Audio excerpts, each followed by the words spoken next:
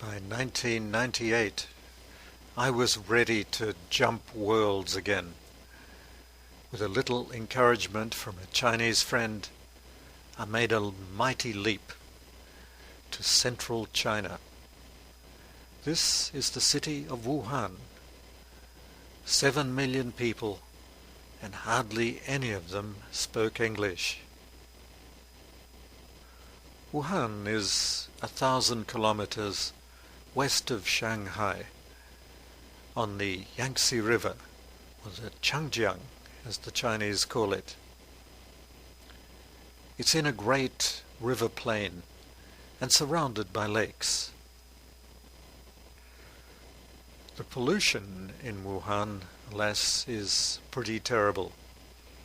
But at the right time, in the right place, a bit of smog or mist can even look romantic.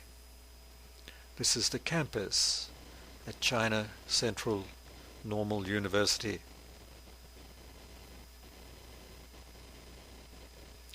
Yes, the dream merchants were here too. Everybody lived in stained old concrete apartment blocks. But that didn't stop everybody planning for an impossible future. 2000, the new millennium. This is Wuhan's most famous landmark, the Yellow Crane Tower.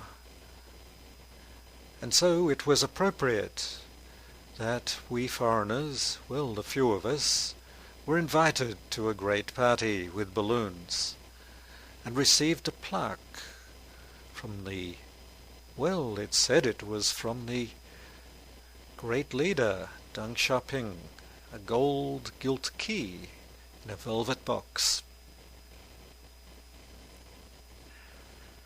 Day to day, this was a real teaching challenge.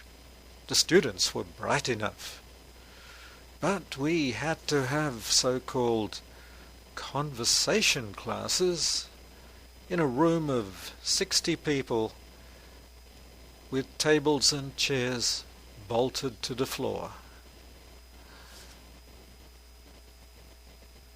In my attempts to learn Chinese, I made some good friends. Every week we would meet for a language exchange.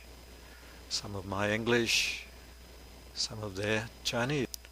These friends did much to give a depth and humanity to my new experience that went well beyond any ordinary job.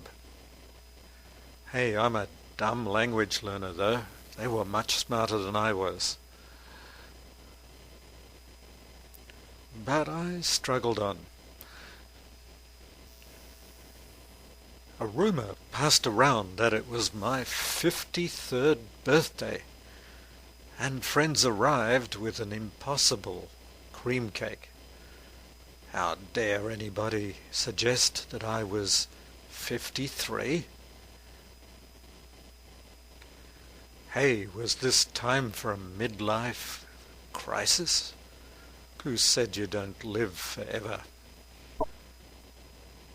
Well, China was very, very rich in experience and very, very poor in cash. By about 2000, I figured that if I wasn't going to live forever, I'd have to do something about the cash. It was time to leave my new friends. Who was I anyway?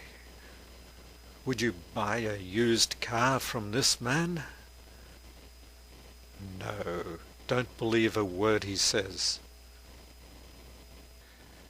In September 2000, I received a rather surprising telephone call.